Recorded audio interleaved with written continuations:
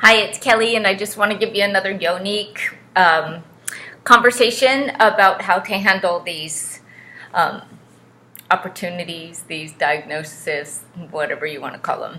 So I want to talk about Yoni-qi first because you and I, you, ning, QI. It's like chi, the most supreme intelligence, like the stuff that makes life.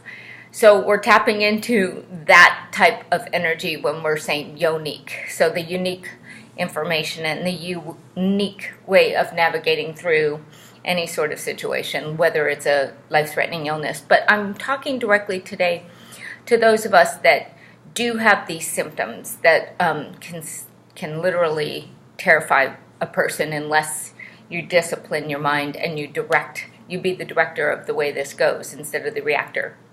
And so that being said, when I woke up this morning and, well, let me backtrack. A couple weeks ago, my daughter sent me for a massage, and this lady said, there's this whole mass happening, and this point is what holds your neck up. And we all know that ALS, people end up with that thing.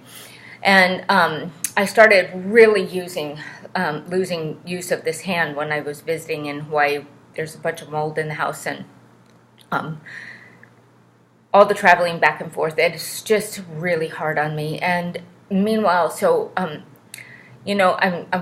getting this to come back, and I wake up this morning again with this, this thing, and I can feel my head, my neck, and just all of this stuff. And your head wants to go, okay, here we go. This is going to get ugly. And I had a moment this week where I really thought, I don't think I can do this much longer. And just sharing it with another friend who has ALS that really knows what I mean. And then I had another girlfriend here last night, so 2 in the last 2 days, that she's potentially in the very last stages of her life. And I know a miracle could happen and spontaneous recovery can happen. And I plunk her right in the middle of that, but I also really honor where she's at.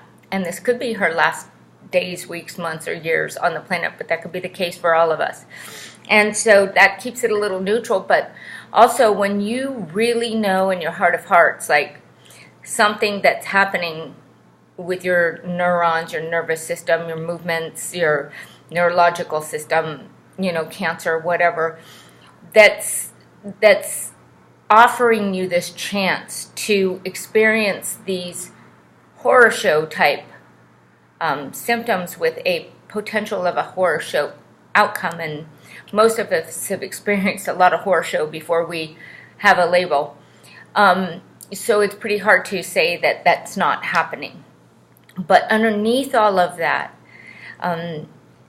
my friend reminded me about the surrender. And when you just really, both my friends said, it's in this crash and burn when we get to really, really, really wake up and all the other stuff falls away, and we get to develop this peace inside of us that's insaleable, that's, here with love and grace through thick and thin.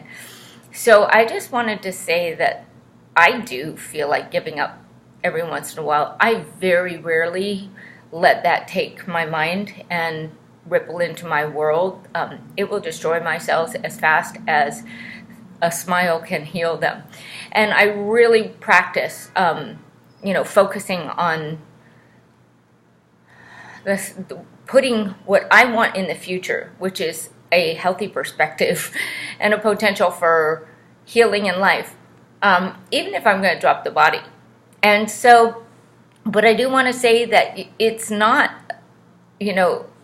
impossible for me, even though I've been emotionally but living this emotional balance, this emotional responsibility, this, like, I get sad and I don't run with all the sad thoughts. Like, I get sad and then I bring a bigger piece to the story, a bigger piece. Like the piece even when someone dies, you learn to connect with them soul to soul. And, it's not a lie. It's just a bigger piece of the truth. And that's in Chinese medicine when all your organs are in balance. So if I cry all the time, I'm going to have too much grief, and that's a potential to have the lungs get mucousy, get colds, get coughs, get lung cancer, so on and so forth. So the balance to that is to smile or have compassion. And so when I was going through all this in the past week and just not talking about how, like, this voice behind was like, I don't know how much more of this I can do. Just sharing it with a friend.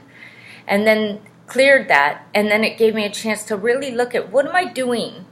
And in came a message that, I had this FOM, the fear of missing out. And, I was trying to do too much instead of just coming into this total appreciation for all the information that I have here that I can really study and teach and learn on a deep level. So I got to spend the day today with two of my chi buddies, and we really dug in and did some good work. And that is good medicine.